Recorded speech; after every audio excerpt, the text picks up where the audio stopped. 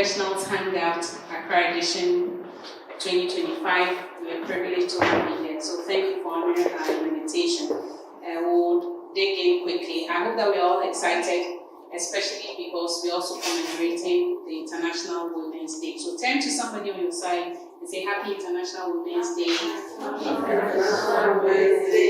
Kudos for all that you're doing as a professional woman in your space. Yes, and so we are here today to celebrate each other as women, and also to celebrate and learn from some of those who have gone ahead of us. Because the truth is, they say experience is the best teacher. But honestly, they say you can learn from the experience of others. And the wise actually learn from the experience of others. You don't necessarily have to have that painful experience to be able to learn from it. And so today, if you don't leverage on people's experiences, then it's really your own. You are being a bit slow, right? Because so many opportunities for us to learn from others. And today, I'm so privileged that we've got amazing women doing amazing things coming to share part of their story, part of their mistakes, so that we who are young and coming up don't make the same mistakes. So what's the passion? What's the reason behind Young Professionals Hangout? So Propel Ladies is a women's focus group, coaching, training, mentoring young women to be all that God has destined them to be. We believe that each of us have a unique purpose and great potential. No one should be limited by their gender. Competence is not a gender thing, is it? Competence has no gender. And we believe that women can be competent, can do well, can be excellent in every space they find themselves. And that's the passion behind Propel Ladies. And today we are partnering with Propel People's Hub and other companies, Cyrus Integrated, GenSpark, Bermint Foundation, and then TPG, who have also sponsored this event to make it a reality. Young Professional Women's Hangout. And this edition is special for women because we see a lot of women in business. Actually, in Africa, we have some of the highest representation when it comes to African business entrepreneurs. But when you look at the top of those who are doing well, you don't find women. So why are we destined from the bottom? I don't think so. And that's why we believe that by networking together as peers, as people who have gone ahead of us, learning from each other, we can leverage insights that can help us to accelerate and go further than we've gone.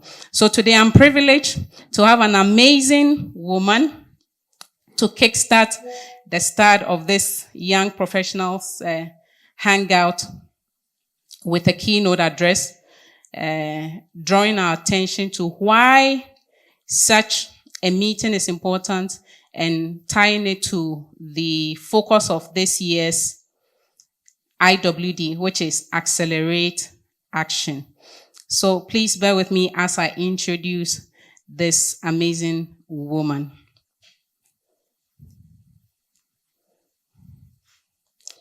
So she's currently the head of financial institutions for Guarantee Trust Bank, Ghana, a wholly owned subsidiary of GTCO, one of Africa's foremost financial services companies. Her expertise in the financial investment advisory, asset management, business development, and customer experience, digital product development, stakeholder, and talent management.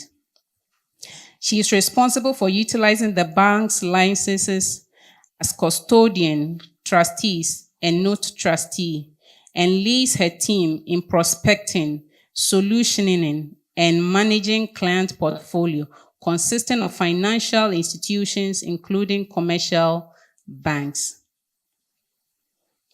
asset fund managers, brokers, dealers, savings and loans institutions, microfinance institutions, finance houses, correspondent banks, insurance, and related regulatory bodies, where they successfully implemented innovative digital solutions that have delivered exceptional profitability to the bank. Her extensive experience includes working with diverse teams across multiple industries, including banking, telecom, and fintech in Ghana. Prior to joining GT Bank, she worked with Electricity Company of Ghana as a technician engineer. That's what excites me about this lady. And as well, Kasapa Telecom Celtel as a Celtel operations technician. She holds an MBA in marketing from GIMPA, a certificate in leading professional service firms from Harvard Business School, a BSc in finance/banking from Central University College, and an HND in electrical engineering from Ho Polytechnic in 2001. It is a strong desire to build young and upcoming corporate executives with professional soft skills to give them the confidence to take up leadership roles in their places of work. So you can agree with me that there's no better person to kickstart this session than our honorable guest, Solis Fiajo. Please give her a hand.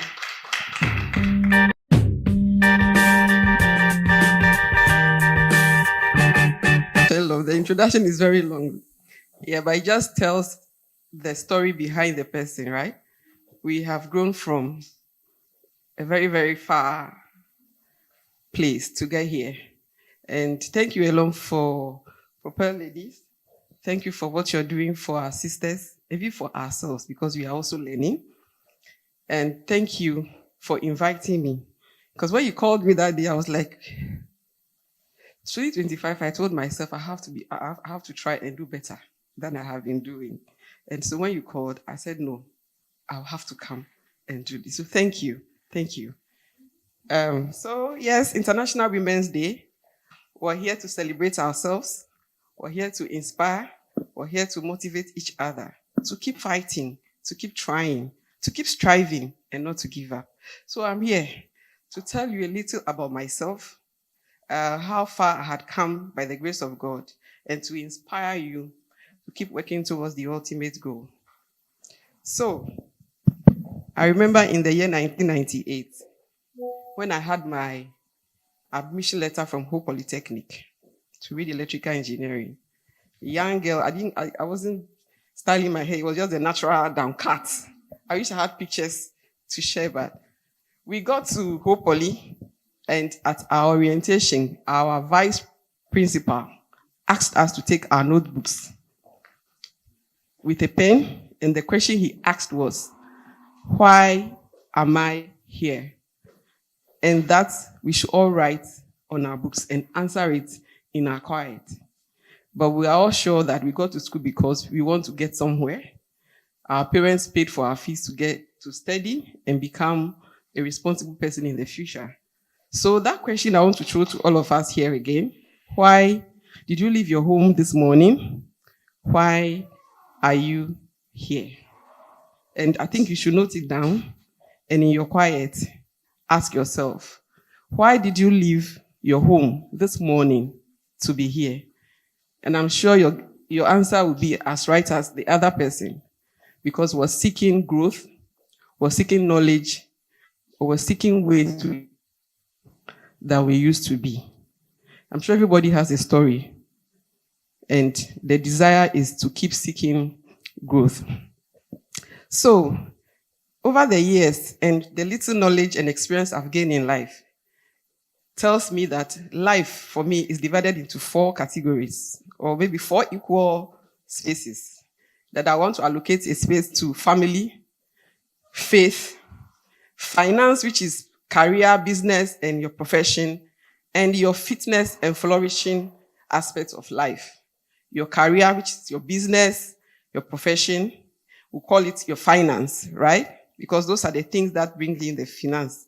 Then we talk about your faith in God, whoever you believe in, your faith, your family, your fitness, and your flourishing in life.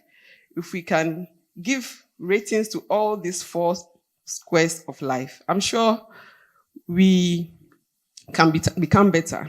Our desire is to trust in something, which is our faith in God. You know that there is something that you trust in. You have a family, and the family has to be taken care of. You need finance to be able to take care of the family, and you need to also take care of yourself. That is your fitness and your flourishing. So in all of this, today, we're here because we want to talk about our careers, which is the finance part. Because I'm sure we all have families, we all have our faith, and we're striving to stay fit and flourish. So the focus here today is to concentrate on finance, profession, career development, and so I'll share my story. After Hope Poly, so during the education, we had to do internships, right? I grew up in Jasikan, by the way, OT region. So I've come from far. Very, very far. And after the first year, I was supposed to have an internship. So I had my internship with my parents at home in ECG in Jasikan. It was very interesting. I learned a lot. And in the second year, I'm supposed to have another internship. It's part of the program to graduate, right? So I told myself, I've done Jasikan before. I'm not going back to Jasikan. Because what? I had a mindset of growth. I should become better than I was yesterday. So if I was at Jasikan for 3 months to do my internship, the next one, no Jasikan. And that is the mindset I want us to develop. A mindset of constant growth and positivity.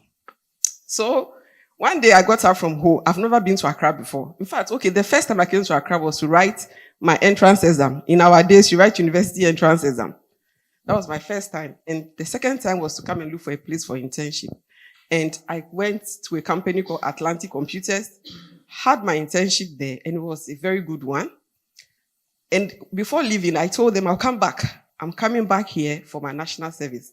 I told the CEO, I'm coming back here for my national service. So they should find whatever they have to do to get me back here. They should do it. I didn't know anyone, but I was committed to not going back to Jessica. Yes. So I told the man that I'm coming back here for my national service. And you know what? He did it for me. And for me, it's about knowing what you want and going for it. Because if I hadn't asked, it wouldn't have been done. When the postings came and we went to Accra Regional Office, my name was there. Atlantic Computers. People were being posted to villages to go and have their service. And it was my first posting. Everybody was calling me, hey, so how did you do it? I said, I don't know, but it happened for me. It can happen for you. That can only happen with a mindset of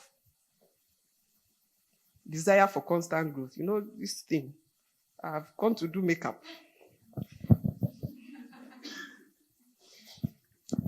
Okay, so that is number one. I wanted to grow, and the desire to grow was always there. So I kept pushing, I kept chasing. At Atlantic Computers, what I realized was that most of the people there were technicians. They did not go to formal, for example, maybe the Polytechnic or university. They didn't get those certificates. They have from IPMC, all these computer schools, and they were working, but they were doing well.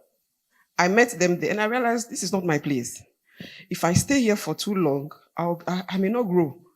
So after national service, I left and went to Kasapa Telecom. I went to look for a job. I didn't just leave, but I went to search for a job, and I went to Kasapa Telecom.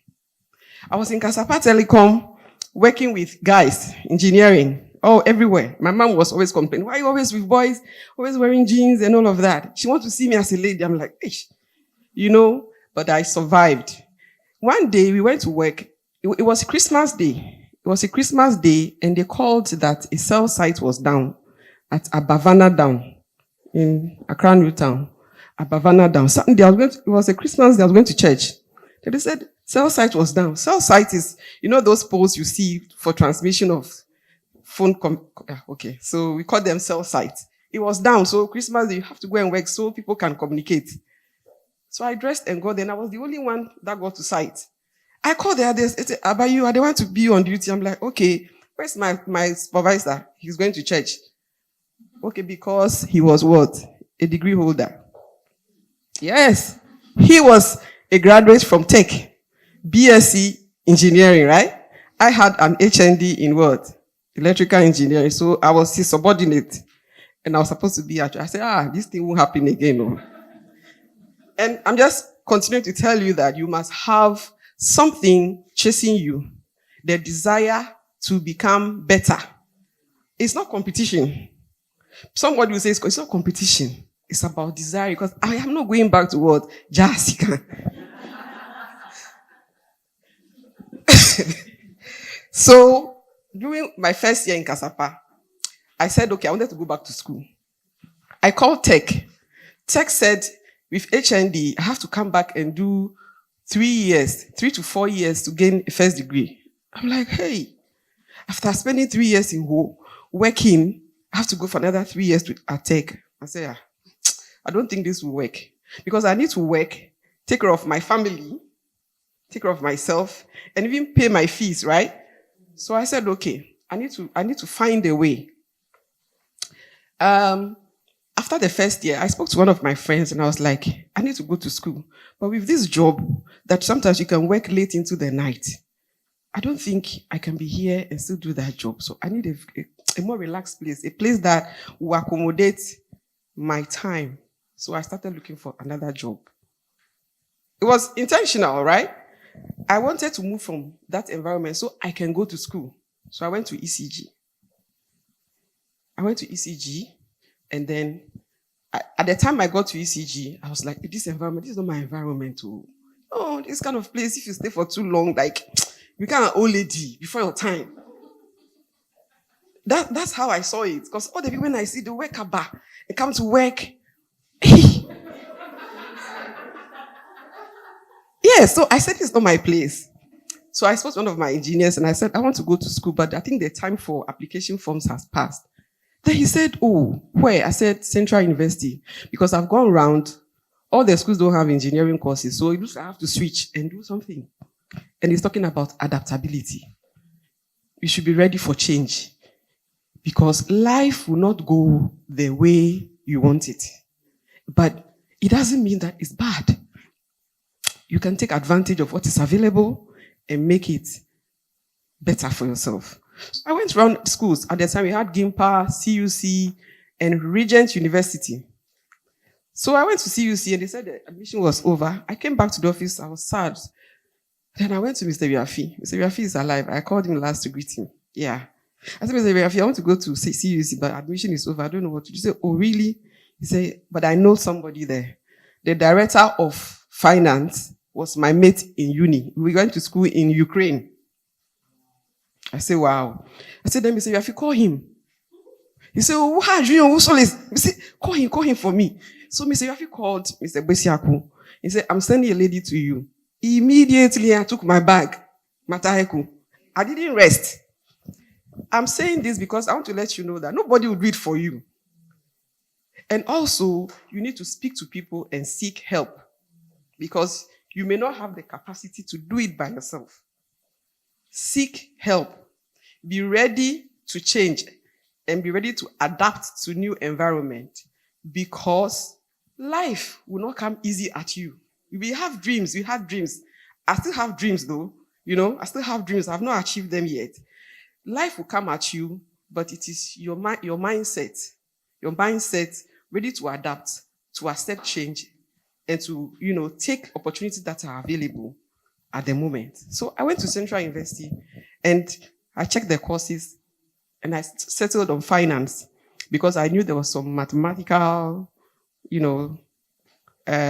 subjects in the makeup of the course. So I took it. First year, I did very well in the other course because that was my first time doing a business-related course. I did well, but I struggled in law. I had D twice in the law courses. I'm like, this is not solid. This is not me. I can't get a D in my transcript. So one day I woke up and I went to the law lecturer. He was then working at the High Court. I called him. He said I should come to his office at the High Court. I got there and I asked, Dr. Jandu, how come you keep giving me D? Because I know I learn and write this very well. I went to chase, I went to him. I went at him. I didn't sit and settle and accept that that's what I got. I went to him in his office. And he now starts me that brought my script and explained to me how to answer law questions. I didn't know because I was a science student, an engineering student. I didn't know how to answer law. There's a format and style for answering law. And when he taught me, the next one, A star. Do you get it? I am saying this because you can do it. God has given us the willpower. And the word of God says, I can do all things through Christ who strengthens me. And these all things include bad things. Did you know that? So it is still your call, what you choose to do. Your call, your choice. Because the Bible is there for everyone to read. The word of God is there. But it is how you take it for yourself. Okay? So I chose to chase after Dr. Jandu. And he taught me. And the second year, I had an A star in law. I was like, oh, is this me? You know? So I can do it. And I did it. And I want to tell you too. There is nothing that if you set your mind to, you cannot do. Anything you want to do, you can. Even this morning, you could choose to sleep in your bed. You could choose to sleep and say, you know, what can happen? Let me sleep. But you chose to be here, which is a good thing because we're coming to learn and apply for our future. Great. So enough of that story. I worked from ECG and then I said, you know, this environment, not good for moi. Not me. Can't be an old lady at that age wearing kaba. And you know, we had kaba, we have cloth for wedding, for Friday, and for occasions. So they give it to you free. So you just have to just sew the ECG cloth.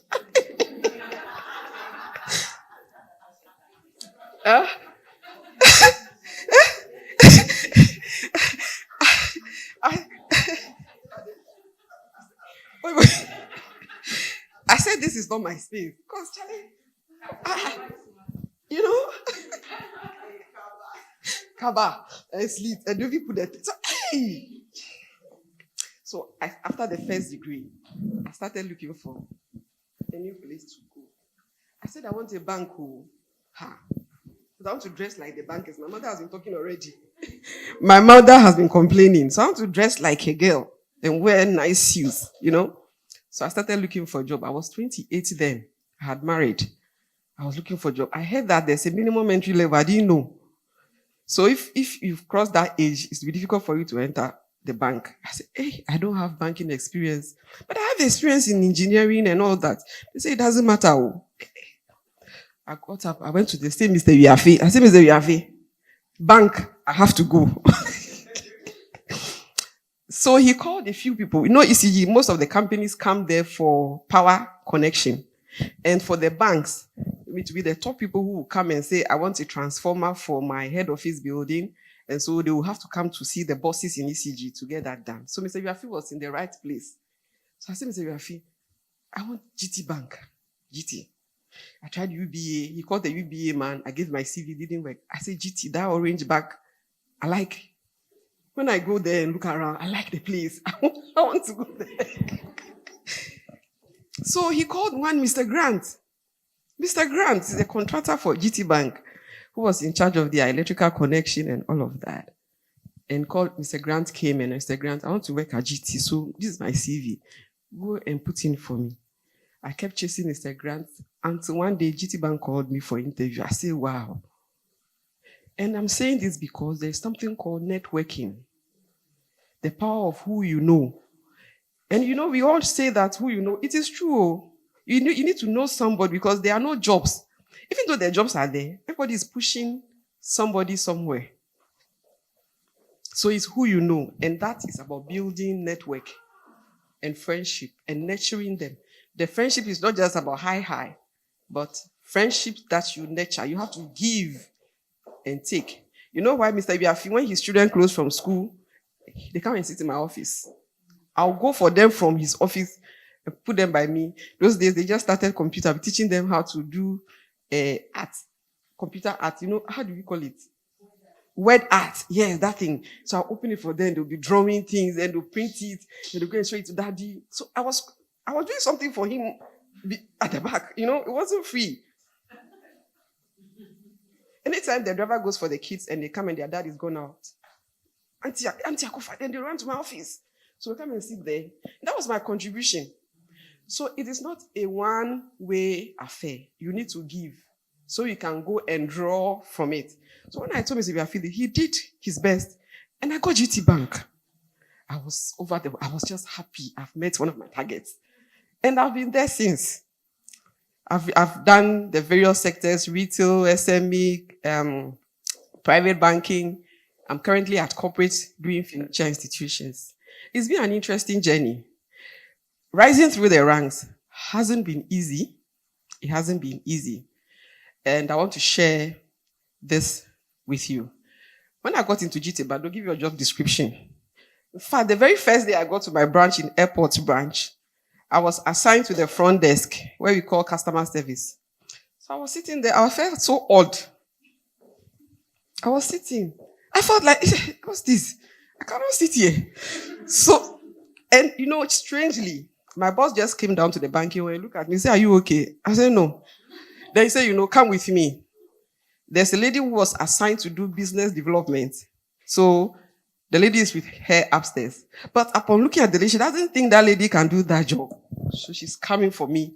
So we swapped our roles. What happened? How did she know that I could do that job? Because when I sat on that seat, I said I was not comfortable. I said it. I said, "This is not my place. I don't want to." Because it's like you have been locked. And me, I don't sit at one place, I love people, so I love to engage. I said, "Ish." So I see people will be coming, and I said, "No." So that same day, my role changed from customer service to business development. And when they gave me the opportunity, I didn't just go and sit. I performed. I worked to prove. And in fact, that my boss, up to today, she's no more in the bank, but she always says that one of her best staff is Solace. There was one time she gave us a job to do, all of us in the branch. And she was listening to all of us talking to customers. When she finished, she called and said, "The person who did the best job was Solace." I said, "Oh, I didn't know I had it in me at the time." But I realized that I'm good at people management. I'm good at customer service. And I continued building upon it. And I focused on satisfying my clients. When your clients are happy, there is no problem. Because they will not report you. So management will not hear about you. The same way, if you're not doing well, management will hear about you. Because a customer will complain. And it will get to management. Okay? So I will encourage all of us that we should do our work diligently. We should also go above and beyond our assigned role. Why am I saying so? I was handling a customer who had a hospital. So I used to go to visit him once a week to pick deposits. Because we need a deposit. So instead of waiting for him to bring it, I'll take my office car, to Mataheko. His office is in Mataheko. And I'll go and take cash and come and deposit. If I don't go, somebody else will go for it. And I was doing the one day I got there, they say his dad passed. So they were going to have a funeral. I said, okay. So I said, Dr. AEC, so the funeral, no, can I come and collect the donations? He looked at me and said, this girl. I said, yeah, the donation, because I'm sure somebody will sit at the donation table, right? I want to do that job. So I came back to the office and did a memo for management approval to give me a small safe, a car, and those things. And it got to MD level. And I even added that the bank must also do what? A donation at the funeral. In the memo.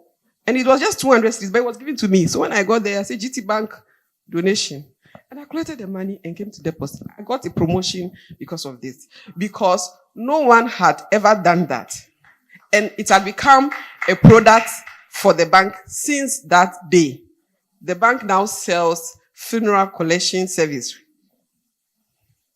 Why am I sharing this? I say you should go beyond and above what you are assigned to. I could have still done that without even talking to management. But I needed you to register.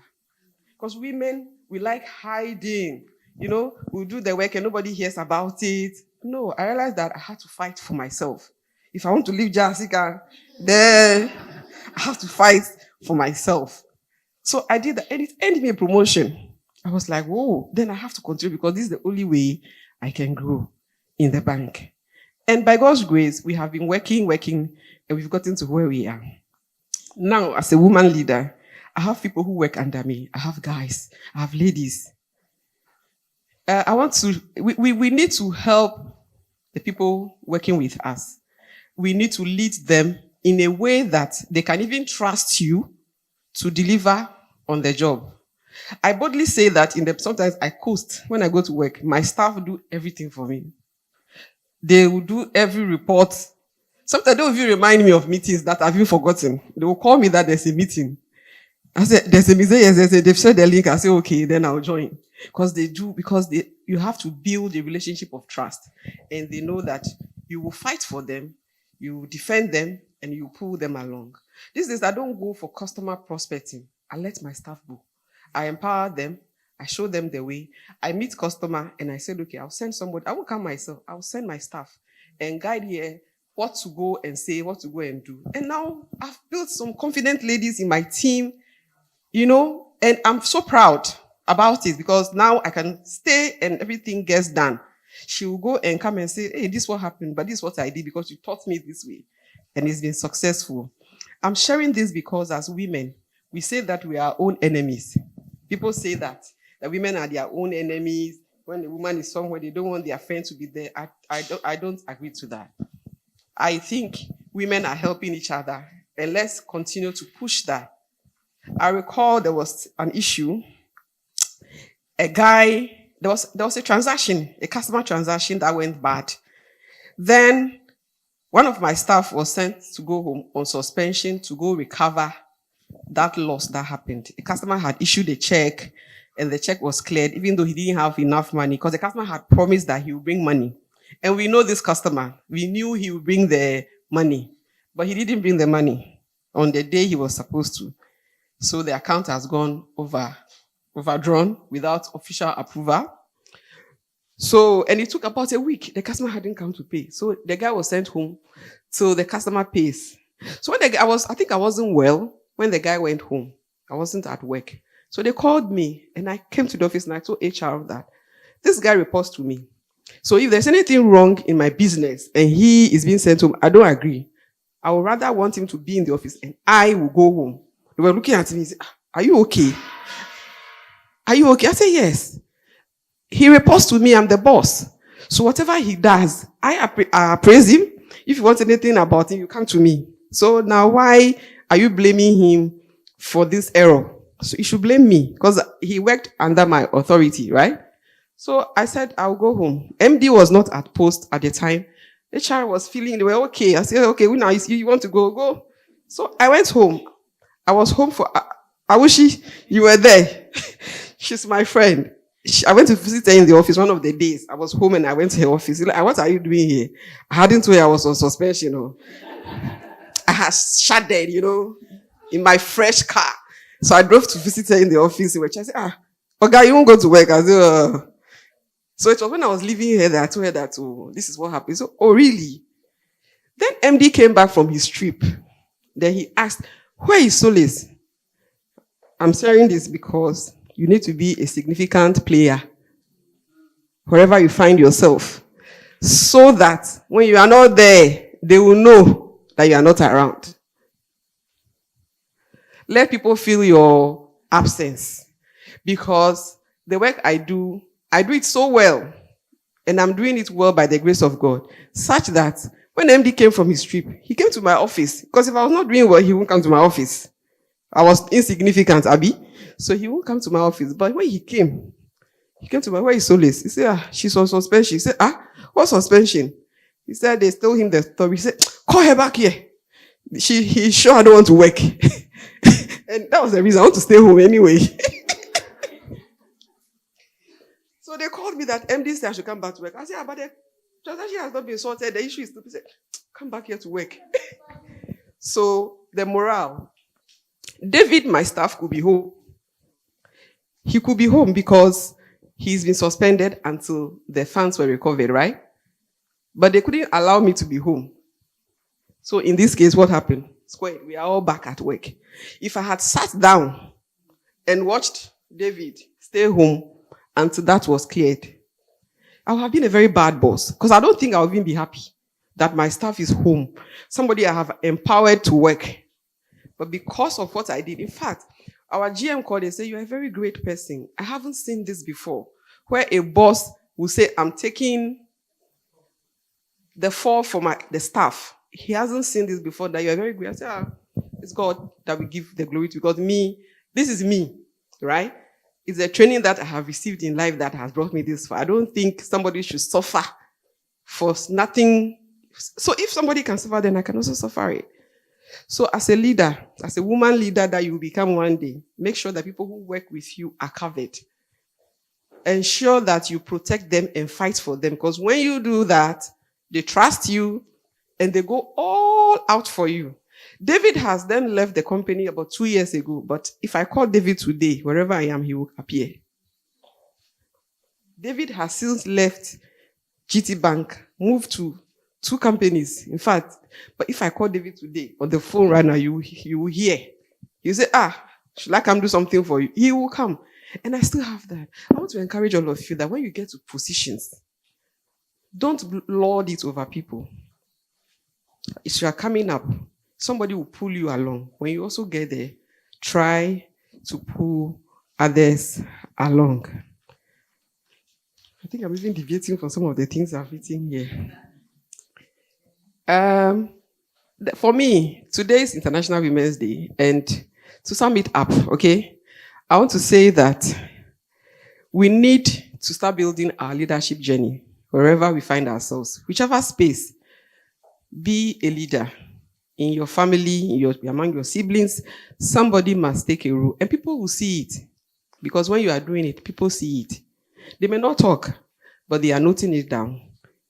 They are noting it down, and the day of reckoning will come, and the day of praise will come, the day of promotion will come. You'll be shocked when they introduce you. So start building yourself up. And when you get to the top, don't forget the people that helped you. Don't forget your family. Don't forget your God. And also, you have to take care of yourself. You take care of yourself by loving your neighbor as yourself, not more than yourself. You love your neighbor as yourself, because that's what the word of God says. If something is good for me, it's good for Elom, it's good for... Maybe you may not be there yet, but let's learn to lift others up as we rise.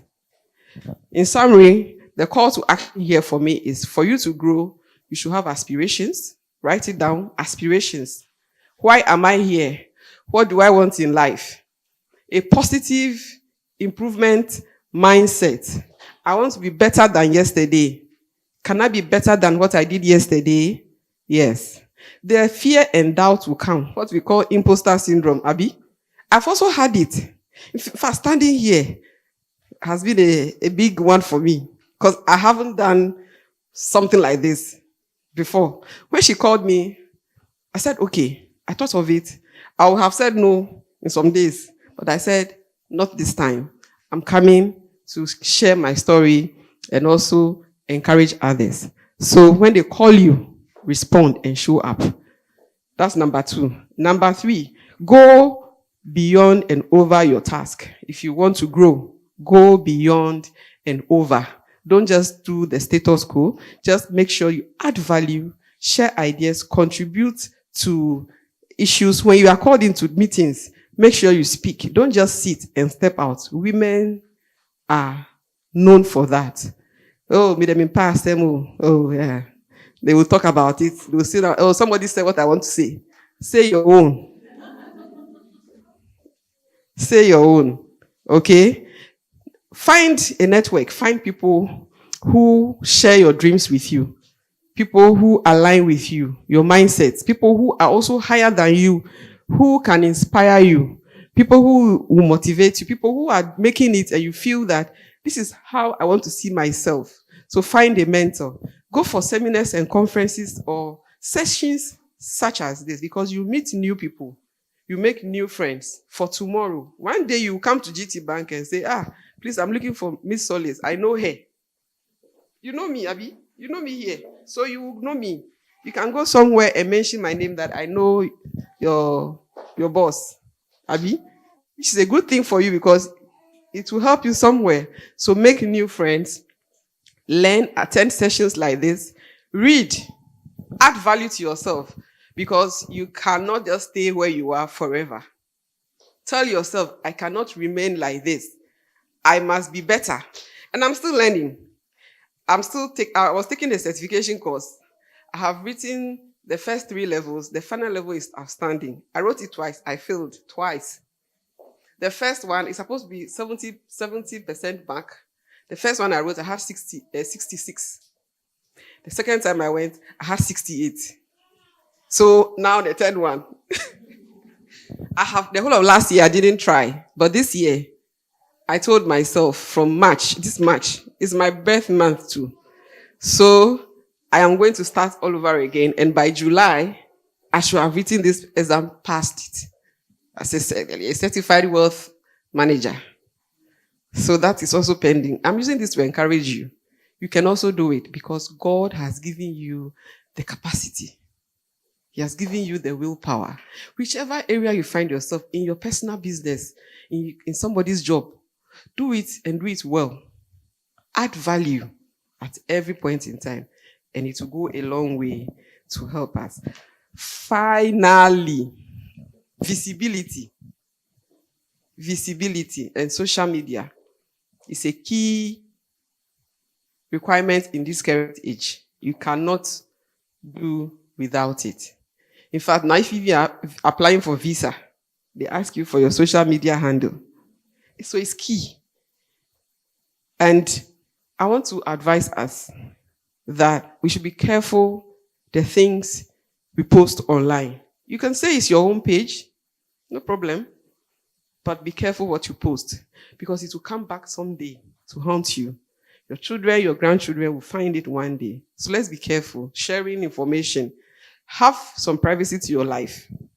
However, the good things that you do, like today, you can share it for another person to be inspired. And also the kind of people you follow on social media is also a great, value. If you follow people who are adding value to you, become better. If you are following some strange people too, it can affect you because one day somebody will go and Google your name and they will see you commenting on something. So make sure you follow the people who add value to your life. Very much.